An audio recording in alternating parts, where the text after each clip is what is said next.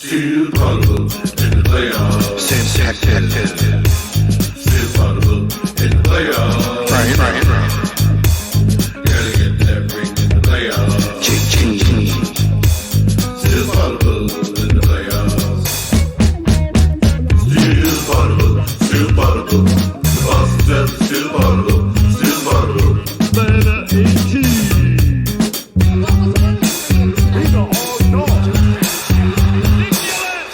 Playoffs beat the Heat, you gotta know. Let's go Celtics, let's go. Come motherfucking Celtics, let's go. Welcome back to Still Poddable Father's Day edition. So happy Father's Day to Jay King from The Athletic and Brian B. Robb of MassLive.com. I am Sam Jam Packard. And this is Still Poddable, the best Celtics podcast out here. This episode is the one free episode on the CLNS YouTube channel. We are brought to you by Prize Picks and Game Time. Use promo code CLNS if you want to use those two fine products. And if you enjoy the rest and want more of Still Poddable, go to patreon.com/stillpoddable. We have an ever-growing community. Chat is popping off during all of these finals games. It's a great time to join, and we're going to keep going throughout the offseason. Jay, B. Rob, we didn't get to hear your thoughts on Game 4. So before we jump to practice today, what do you guys make of that shit show? B. Rob, we'll start with you. Well, also, happy Father's Day to all the dads out there in the Still Poddable. No, just you here. guys. No, we gotta listen. Everyone deserves recognition here, so we have to reach out to the ones that matter. So, Game 4, not great. Worst Celtics, as Jay and I were talking on press row during the game, probably the worst half of the season. Maybe you could put in contention of the first half against the Bucks and then it never got better. Right, exactly. Then it just got worse. Like Joe could have pulled the starters at halftime. He didn't. So it got worse. But yeah, that was really bad for Celtics. But I also do think, Jay, like Dallas did, I think, maybe start to figure out a few things from themselves in that game, and whether or not that carries over, we'll see. But I do think that one thing, certainly like a rotation and guys that Kid trusts, I think has come to the forefront now in Game 4. Well, it's interesting that he didn't trust Dante Exum earlier in the series, in the playoffs. Dante Exum is good. Like Dante Exum plays defense. Dante Exum can handle the ball. He can take some pressure off Luka Doncic and Kyrie Irving. He's not always the best shooter, but the guys that are replacing him aren't either. So I don't know where he was during parts of this series and parts of the rest of the playoffs. He had a really good season. I thought signing him out of wherever he played last season was one of the keys for them building a supporting cast around Doncic and Irving. I thought it was interesting today that Jason Kidd said, we can't have three on the ball. Basically, we can't allow them to get the easy driving kicks that they did earlier in the series, because when they get those, it doesn't always lead to a three. Sometimes it leads to the next driving kick, or sometimes it leads to a driving layup. And I thought that's where the Mavericks did a much better job in Game 4, is not over-helping, not over-committing, and forcing the Celtics players to kind of earn it in a way that they didn't have to in the other parts of the series. And there's a lot of other things you can point to, including just a weak Celtics performance. But that was one of the things I thought really stood out, is that they were far more conscious of trying to guard the arc and not overhelp, which is probably counterintuitive to the way they've played in some other parts of the playoffs. But against the Celtics, if you overhelp, they will kill you. And it felt like they did just a better job of just playing individual defense. I haven't gone back and looked at the blow-by statistics from Game 4, but it feels like in addition to not overhelping, they were in less situations where they needed to help, and it was a lot more.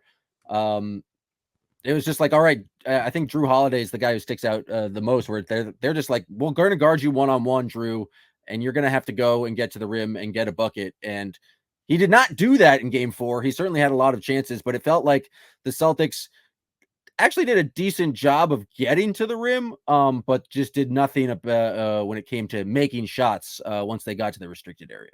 26 points in the paint is despicable. Like, that was the lowest mark they had all season.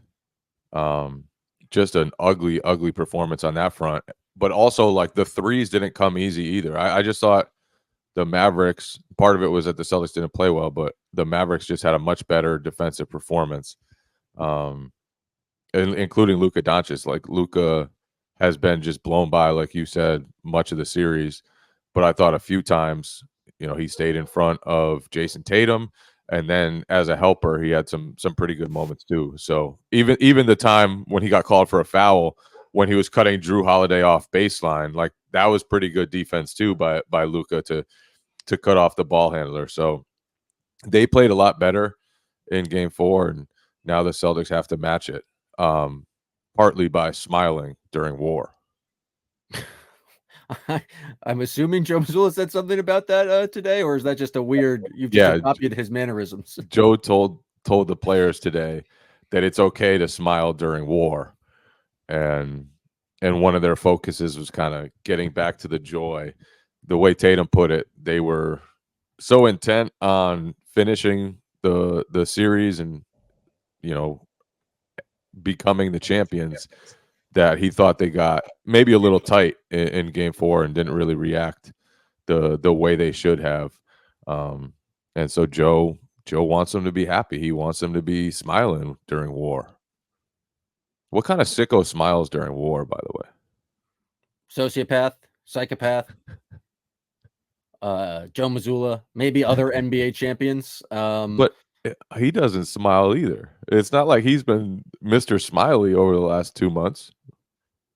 But he derives joy from being in uncomfortable situations, and so maybe we don't know when he's actually smiling because he doesn't let other people see it. B-Rob, how much do you think of the Game 4 was just the Celtics counting the chickens too early? I mean, amongst the media, I got hand up. I was guilty of it. I was thinking should I try to get down from the rafters of the American Airlines Center and try to get closer to the floor if the Celtics win? People are talking about what day the parade is. There's a lot of that was going on. How much of you think the issue was just in the kind of like the Celtics approach? Like Jason Kidd said, one team was ready to play basketball, the other team was ready to celebrate. Yeah, I mean, the Mavericks outworked them all night, pretty much from jump street, like 50-50 balls. And I think just the Celtics, everyone had a dud outside of maybe, I think Tatum played okay early on, but Jalen was a mess. Drew Holiday had a lot of bad misses. Al Horford was just like MIA. I feel like he took one shot the first half, which I think is a kind of sneaky big deal since the Mavs like one man zone under the basket with their bigs. That gets a lot easier if Al is kind of not, front and center and they don't have to worry about him as much. And yeah, beyond that, I think the Mavs played smarter. The Celtics weren't ready to go. But on top of it, like Jay said, I think the Mavs just played smarter, like defensively in terms of how many bodies are throwing at the Celtics, how sharp the rotations are, getting out to shooters to make them, think twice there. And then the guys they played, like Exum plays good defense. Kleber looks a lot better than he had all series long, and that is him going double bigs there with Lively. That created some massive advantages on the offensive glass that aren't necessarily going to go away, because if Porzingis can't go, Jay, and I don't think, if we heard from Xavier Tillman there, he said, yeah, he looks pretty uncomfortable in practice. Like that, they have size advantages now with the lamps the Mavs are going forward that are going to be tough for the Celtics to counter, I feel like.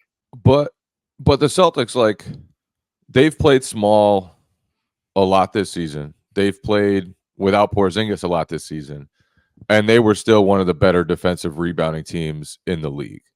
So how much of Game 4 was an aberration where the Celtics just didn't have the energy required to rebound as a smaller team? And Lively killed them on the glass. His energy, the way he came in, hit the three, alley-oop, like grabbed 4 offensive rebounds, I think, in the first half, which was as much as the Celtics had in the whole game, even though they were missing everything and had tons of opportunities for offensive rebounds. I thought part of that was an aberration. The Celtics need to do a better job on the glass. Like even when they went to Tatum at center, which was, to me, that was a sign from the Celtics, like, okay, plan A isn't working. Like we have to actually adapt to what the Mavericks are doing for really the first time all series. Because Tillman came in, offense was cramped. At first, he didn't really hold up great against switches, although his next stint he did better. But that was like the first real adjustment of the series for the Celtics after just doing everything right earlier and just sticking with the same game plan. That game plan's hard to execute. Like, it's hard to be like hold Luka Doncic and Kyrie Irving to inefficient nights as isolation scores. It's hard to take away those guys' assists. It's hard to stop them from being playmakers because they're both so gifted at it.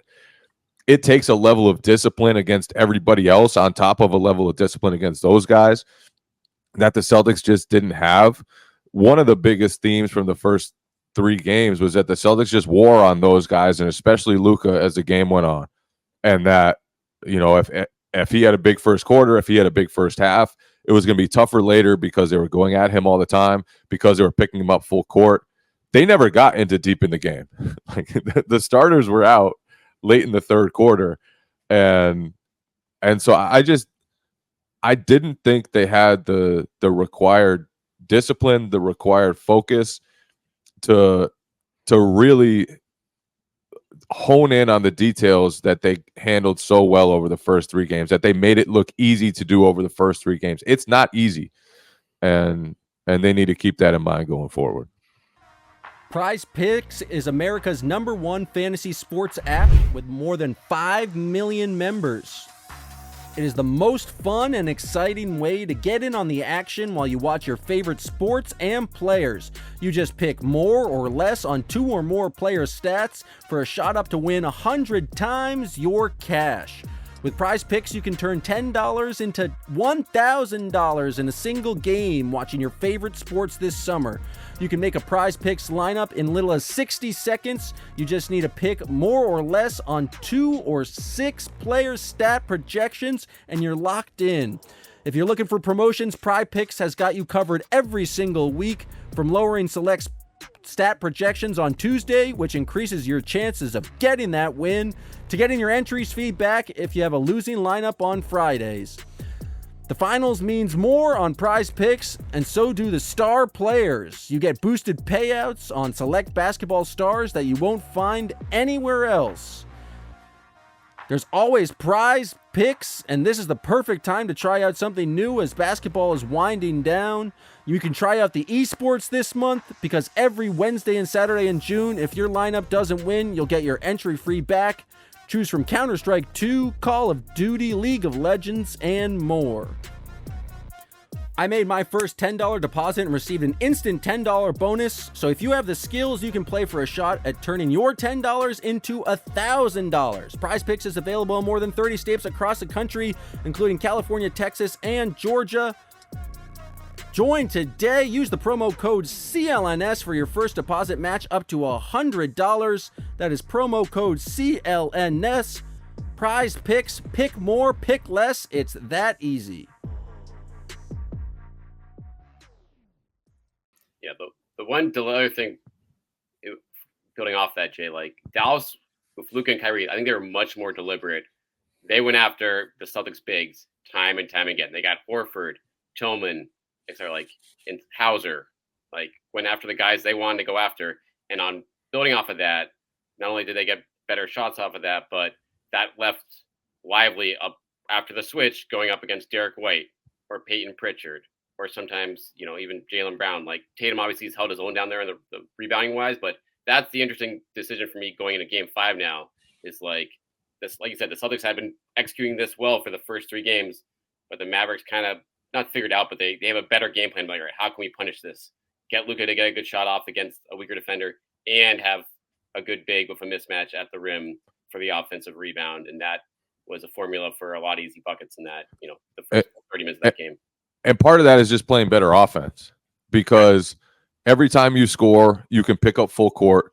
you can hound Luka full court. You can have Jaylen Brown on him or Drew Holiday on him and just make it tough for him and dwindle the shot clock down so that it's harder for him to get to the matchup that he wants. It's harder for them to get to the spacing that they want.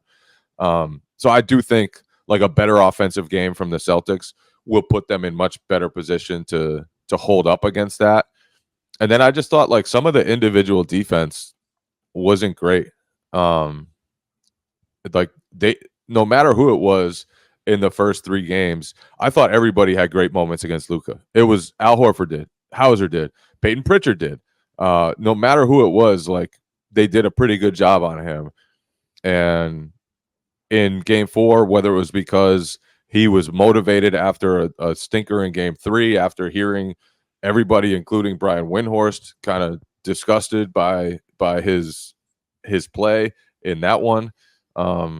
He was great. He was the attacker, and they could not handle it. They just didn't handle it well. So they just need to do a better job individually too.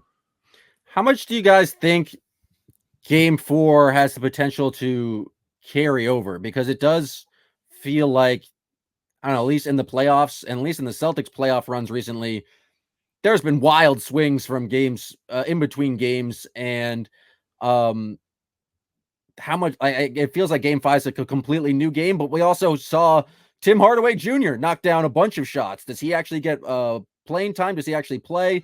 I think the Celtics should be happy if Tim Hardaway Jr. is in the rotation, honestly. Okay, well, how about PJ Washington like knocking down above the break threes? Are those also shots that the Celtics are now going to live with? We saw Derek Jones Jr. knock down a 3. We saw Derek Lively hit his first 3 in his career. I don't think the Celtics are going to be rushing to guard him out on the perimeter. He can shoot, man. I'm telling you, his shot looks great. At practice the other day, they were simulating like off movement, and he hit like 15 threes in a row, like simulating off screens. Now, big men don't do that. So I don't know whether it'll happen the rest of this finals, but I think eventually Lively's going to be like a legitimate knockdown shooter, which is scary because he's also like 7'1" and can move and can catch alley-oops and can guards and switches. So Lively's really good, but it'll be interesting to see whether he fires another one, whether they give him that power, and if it's a good thing for the Mavericks if he does, because he's shot, I believe, or at least made one in his life. He's 1 for 3 now, so career 33% 3-point shooter. Hopefully he does all that improving and stuff in the offseason. They should be showing him Aaron Baines tape of the 2018 playoffs when Baines like never shot ever during the regular season and then just knocked down 3 after 3 as Joel Embiid was camped out in the paint. I know. Why are you giving them ideas? These are all things that would make the Mavericks play better. That's the exact opposite of what I want. I'm curious. We saw more footage today of Kristaps Porzingis shooting. He was available in game 4. I don't think there's any chance he was going to play unless they were up by 12 with 30 seconds left. Do you think that move was hubris and was the anti-Joe Mazzulla move of just like not taking the game seriously? And 2, do we expect him any sort of progress having given the amount of time he's had additionally to recover since that injury? I mean, yeah, maybe they want him. Maybe they'll put him at the rim to protect against an alley-oop if there's like a second left on the clock or something like that. Yeah, it's hard to, especially after hearing Xavier Tillman talk about it today when he was saying, yeah, he's trying, but he looks pretty uncomfortable out there. I would be surprised to see physically if he's any significantly better than he was a couple of days ago, because it sounds like this is something that he's going to eventually need surgery for anyway. So it's up 3-1 and like the desperation card where you just try it out anyway. I'd say no at this point, but I don't know, maybe on the home floor coming off of a loss, if you're going to try it at some point, like why wait? I don't know at this time. I'm torn on that front. I will say before game 3, he went through a workout where he looked pretty good and he was moving. He did some full court stuff. He was simulating like the transition from offense to defense and playing both sides of the court.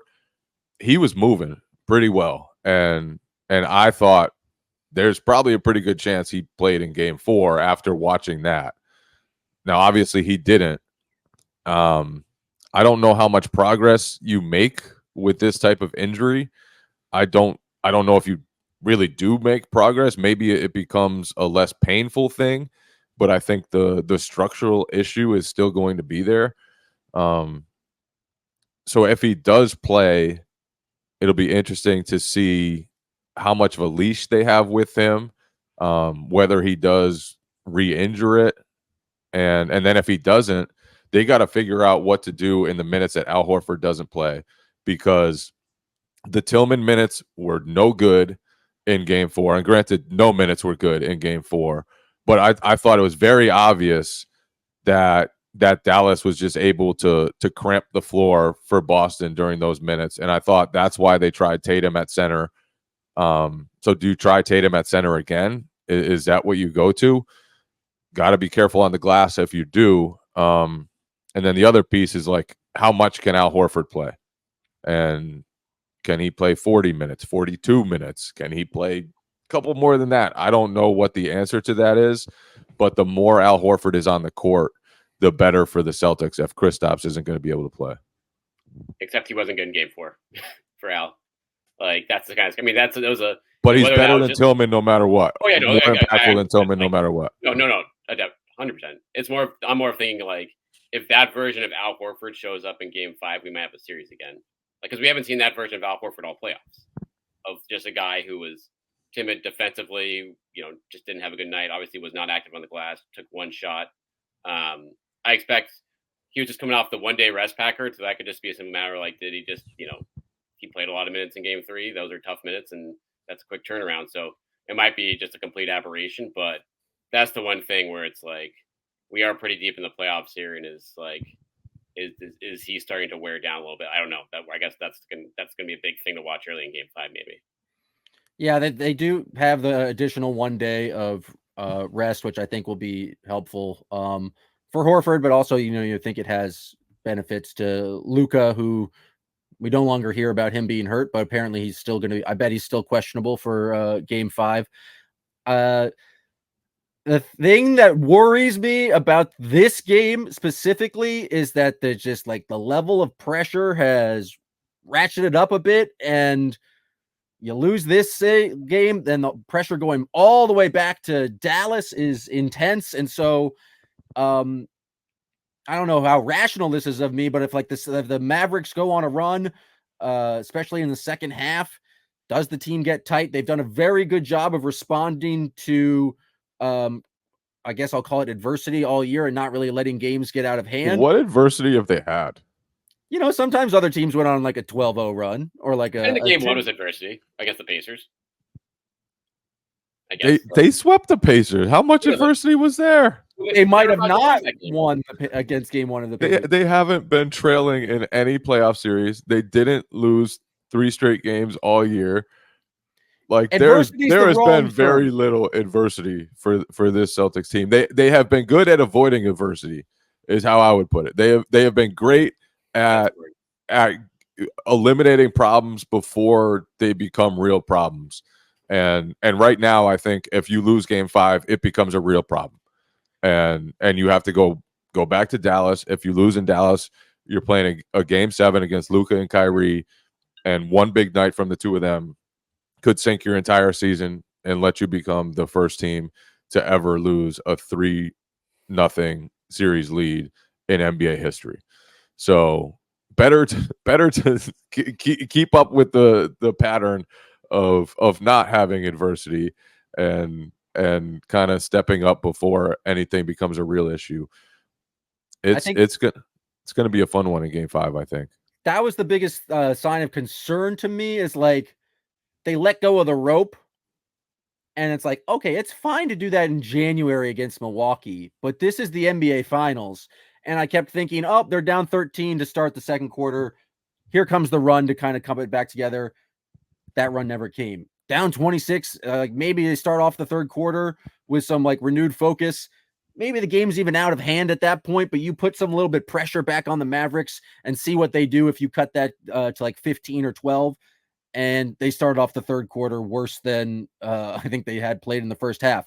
And so just to have that performance in the finals, and maybe it doesn't matter that it's the finals. Joe Mazzulla prepares like every game there's no difference. No, the stakes of the game matter nothing at all when Joe Mazzulla is preparing. And so they were just let go of the rope like it was a regular season game.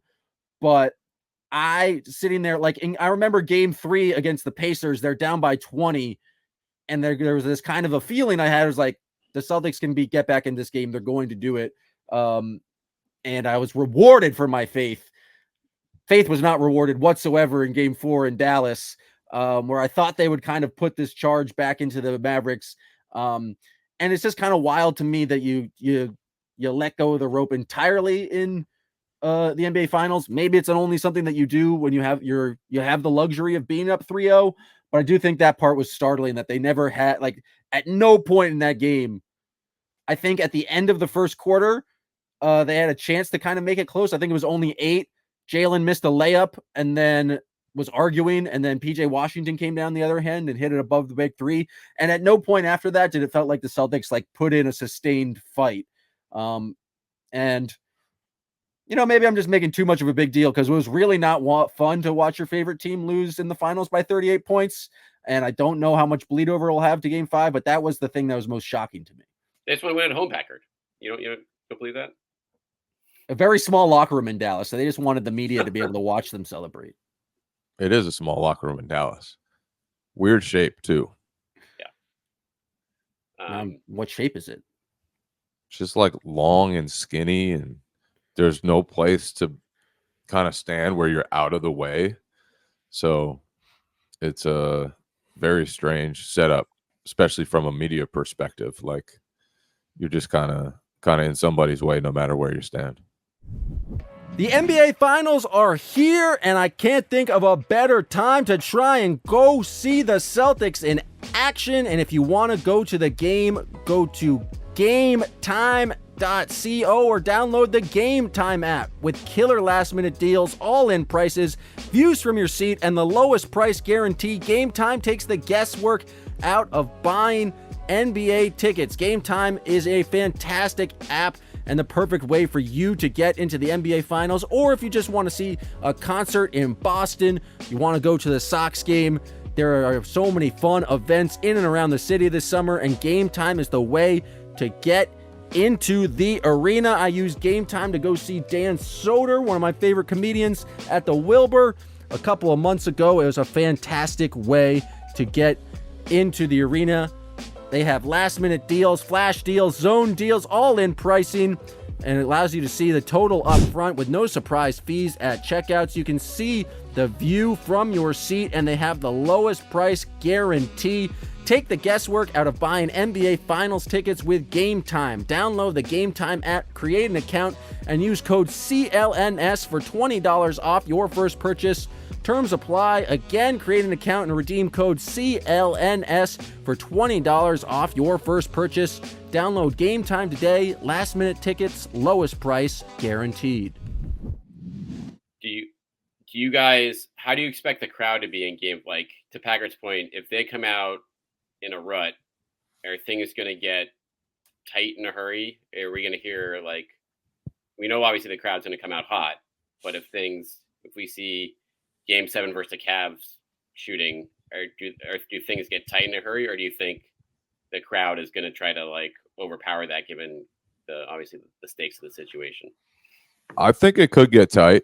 I think like if the Celtics go down early, there's going to be some nervous energy in that building, and it could change at any time. It could change if they go on a run, and the crowd could eventually carry them. But like that's kind of one of the difficulties of playing at home. And obviously you prefer to be at home than on the road. But one of the difficulties of playing at home is like, if you do struggle, there is that like weird energy that the building has. But the Celtics handled it perfectly in game 1. Like Luka Doncic hit that 3 to cut it to 8 there in the third quarter, and the building was as tight and as nervous as it's been in a long time, myself included. And then Jaylen Brown just came out and was like, no, I refuse to let this entire building get like that. And so be the energy that you need. That's what you need be to the do. energy you want to see. Be the energy you need. Sometimes that means, like, as a player, you gotta do whatever role your team needs. But in a tense environment, like, go ahead, make a few plays, and get the crowd back into it. Do some knuckle push-ups. Who knows? Yeah, just making a. Who would do knuckle push-ups? I feel like Joe should do knuckle push-ups. Yeah, 100% Joe would be the first guy on the list. If Joe gets accidentally knocked over, like there's a play and he gets knocked over and he just starts doing knuckle push-ups, because he can't just go out of his way to do it. He has to get knocked over and then show that he's tough and then do knuckle push-ups. I feel like if he just dropped down and did knuckle push-ups anyway, the crowd would be pretty excited. I don't care. I don't think they would care what precipitated that. I'm just saying. He also needs to contest some shots, I think, in Game 5. I think that bring it back. Yeah. Bring it back. Just be like, listen, what are you going to do to me, NBA? Find me. Exactly. I do love that Joe today was asked about his Italian heritage and how it shaped him. And I just want to read his response. You're just made by all the experiences and things that you have, regardless of what I am, what I'm made from. First and foremost, my identity. Christ is the most important thing to all that. And after that, it's about winning for the Boston Celtics and the process of winning. Getting back on defense, playing hard, transition, rebounding, spacing, execution. Those are the things that are most important. The man is on brand. The man has had a clear message in all of his media availabilities. So the fact that he's Italian is really all about defense, playing hard, transition, and spacing. And I just love how locked in he is for all these media sessions. It was great, too, because the first question today was about what it would mean to him to join the list of great Celtics coaches who have won a championship. And he was like, basically, if we play the same way we did in Game 4, we're never getting that championship. He was like, so he did not say anything about what it would mean to him. Just that they will need to take care of the execution to actually get that done. I think that's where his head's at. That's where he wants his team's head to be at. And it's hard. Like, it's hard to stay focused on that, because especially with all the media availabilities and with the big lead the way it is, and it kind of feels inevitable that the Celtics will win because everybody who's gone up 3-0 in NBA history has done so. All the questions are like, what would it mean to you to win a championship? Or basically, what propelled you to this greatness? Like, what? And that's all you hear. That's all yet before Game 4, I was at the arena around 1:00, and they were doing they were practicing the Larry O'Brien presentation, like how they would give the trophy to Brad Stevens and Wick Grusbeck. They were practicing that. Was Adam Silver out there taking practice reps? I don't know if he was, but the broadcast team was out there. Like, I could hear it in the loudspeakers through the arena. What they were going to say about the Celtics as a team, the questions they were going to ask. It was like very scripted stuff. And so that's all the things that's going on at the finals when you're up 3-0, now when you're up 3-1. And it's got to be tough to stay focused, but that's what the Celtics have to do. And Game 5, I think there's a lot of pressure in Game 5 because things get real interesting if they don't win at home in that game. But I do think the ass whooping in Game 4 and the fact that the starters had to watch the final 15 minutes and just be like, we did not come correct today. And I think if there's anything that the Game 4 can definitely be used as like a recommitment to process and a buy-in to like all the things that Joe's been preaching about, you can't let go of the rope at all. You're never closer to losing than when you're closer to winning. Like, part of me thinks Joe loved Game 4. Not all of him. Not all of him, but part of me's like, I will say this, though. It works out pretty fucking well. I will say this, though.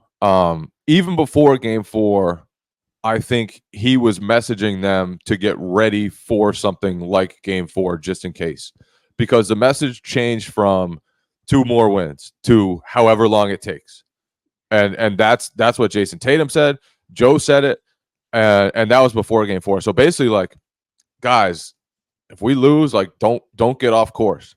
Like we will still have chances to win this thing. We will still have chances to close it out. Just stay committed to fighting for the championship, no matter what it feels like to lose by 38 in a finals game. Just stay the course, stay steady. So I actually do believe he didn't want them to play like they did in game 4, but he was preparing them to handle it just in case something like that happened. And that's kind of how he's acted this whole season, is like preparing them not to expect anything, but if no matter what happens, just like be able to take it to the chest, learn from it, and move forward.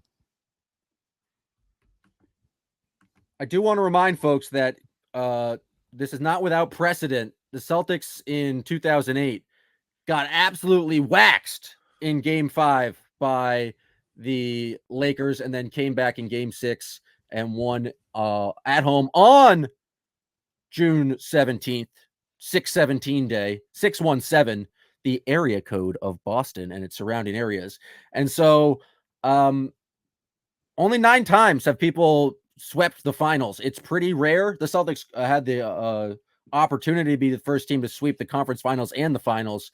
But I do think that this is losing in the finals is normal, and it's kind of wild. I think, Jay, we were talking about this after the game in game 4. I picked Celtics in 6. I think you guys both picked Celtics in 5. I think my getting amped up, I picked Celtics in 5.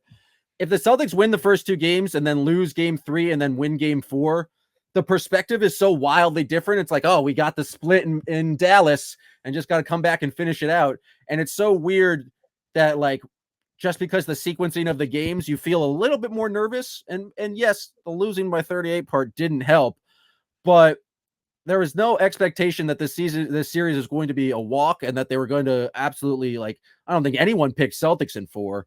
And so I think it's just important to keep that perspective. Is like, yeah, no, you most oftentimes you lose games in the NBA finals. And like, this is kind of to be expected when playing the top competition from the Western Conference. Yeah, this is it. The only thing that game 4 hurt for the Celtics is like their potential historical legacy, like in the long term, being like a top 5 or a top 10 like NBA playoff team ever by the numbers. That net rating took a real dent. That net rating, like, ouch. Even though it's still pretty damn good for the playoffs overall, but obviously is not historic now. But yeah, beyond that, it is. You know, Packard, like, it's you got 1 game in Dallas. You would have taken 3-1 going into game 5 of the NBA Finals 100 times out of 100 before the series started, if you're a part of this, like a Celtics fan. And now it's right there for them. And the thing worth whether it's like you have to debate now, it's like, oh, is the Porzingis absence, is that starting to add up now? Is that like tipping the scales at all? That's the only other thing to like keep an eye on here potentially as this series wears on. But by and large, they just need 1 game here, and they've got 3 cracks to do it, and they'll be probably, and you're tempting fate by having it drag on, but you're certainly set up to do it on Monday night. Anything else from Media Day, fellas? Any fun, quirky stories? Did anyone come up with Kyrie a had an angle? interesting session. Very interesting session from Kyrie. Tell me what Kyrie had to say for himself. First of all, Melissa Rowland from Fox Sports got him one-on-one. I guess it was after game 4. And he tried to explain what happened in Boston that went wrong. And he said some of the stuff before. His grandfather passed away. That kind of left him in a bad headspace. He didn't know how to handle it. I believe he said that before when he was in Brooklyn. But the part that two parts from that story that kind of cracked me up. One, he said he wished that he could have written a letter to the city of Boston, the organization, just kind of explaining what went wrong and why it went wrong. And then 2, a 37-page letter with multiple footnotes. 2, he said he brought up Kevin Durant's Achilles tear and said, like, who among us wouldn't be by your friend's side after he tears an Achilles. Who among us wouldn't have their plans changed by a friend's injury? That's what he that's not a decided? direct quote, but that was the gist of it. And it just that one Was it cracked him me up a meeting in the little. locker with him at All-Star game where everyone, and then he got asked about that? He was checked Yeah, out well before that. Yeah, I heard that year in March that he and Durant were both going to Brooklyn, which was before Durant tore his Achilles. And obviously that I didn't know whether to believe it at the time. It was from a pretty good source, but it ended up being the truth. So he was probably committed to doing that long before Durant tore his Achilles. But just a funny Kyrie. Like who among us hasn't had their plans changed by a friend's injury? Well, most of us, pal. Like tough luck to your friend, but you do your own thing. And then today he was asked about Boston again, naturally, and said that he wished he reached out to the legends before him more than he did. But then he said they want you to come in and commit to the cult or something like that. And Here, I have the quote in front of me, Jay. So read it word for word because it was. You have to show your respect classic. here. I think that's what I struggled with initially, was figuring out how I'm going to be a great player here while winning championships and also leading a team and selfishly joining the Celtics organization or the cult that they have here. And so you can. And then he warned, made sure to warn future players to do your homework before you join the Celtics. So I think I don't know, Jay, like, do you feel like it was like he was it was classic Kyrie of just trying to show remorse, trying to do the right thing, but then throwing in a bunch of backhanded. It was, he was trying to say it was my fault while also saying like it wasn't really entirely my fault. Even the part about how he said that he wished he reached out to legends. He said basically like they didn't reach out to me. Like what? So it was classic Kyrie. He called him a cult. He said, let me get the quote up right now because there was another part of his quote that I found pretty interesting. And like that you're either in or out. He said they expect you to seamlessly buy into the Celtics pride, buy into everything Celtics. And if you don't, then you'll be outed. I'm one of the people that's on the outs. Like he made a commercial where he said like my name's gonna be in the rafters. Like he did buy in initially, and then he got hurt, and then he watched the team win, and then he didn't show up to a game 7 because he needed to have cosmetic nose surgery. Yeah, so it's going to be interesting to see how he performs back in Boston. I don't know how much that actually impacts him, but he was not good in games 1 and 2. He was great in game 3, had a decent game 4, but I don't think the Mavericks can afford another kind of mid or bad performance from Kyrie. And if he happens to get affected by the multiple Kyrie sucks chance, maybe we'll even get a fuck you Kyrie chant if things get escalated in game 5, but they can't just afford to have a bad performance from him if they want to try to win game 5. This shouldn't help the game 5 Kyrie did not do himself any favors today, I don't think, for his own game 5 reception. It seemed like game 1 they I felt like it was very civil, I think, towards Kyrie in the building. We'll see if that continues on Monday night here, but that will be like you said, Packard. They need him, especially when if they're going with a more defensive minded look around him, which they have the last couple of games. Like they need him to be good to great in this game, or not just in this game, but the rest of the series. That is true. Anything else from Media Day before we wrap up this free version of Still Poddable? Game 5 predictions. I just love that Joe said it's okay to smile in war. What a line. I will remember that. I will try to do my best from the 9th floor tomorrow night, smiling in war. If you guys enjoyed this podcast, please go to patreon.com/stillpoddable. Subscribe today. Become a kid, a god, or a legend. If you do that, you can join our chat. You can in chat blame me for the Celtics loss in game 4, and I have no recourse for that because you are I've got before we end, I got to read the Kyrie quote about Durant because it's even better than I shared. I took on one of my best friends who had just torn his Achilles in the finals and trying to be there for him as a human being. I don't know how many people would still commit to going somewhere after their friend or peer just tears his Achilles and you don't know if they're going to come back. So I felt even more called to be there for him. Like, that's just not how sports work. People get injured all the time. It's like, I don't know who among us would not be there for their friend and peer. hey, if either of you guys tear your ACLs in game 5, I'll still podcast with you in game 6. Thank you. Or Thank you. it's the kind of guy I am. For me, Jam Packard, for Brian B. Rob, for Jay King, we appreciate you guys listening in, and we'll be back after the game 5 to break it all down, perhaps talk about a Celtics championship or talk about the tremendous pressure on the team as they head back to Dallas for a game 6. Thank you guys for listening. It's been another episode of Still Poddable. Still Poddable, Still Poddable, still Poddable.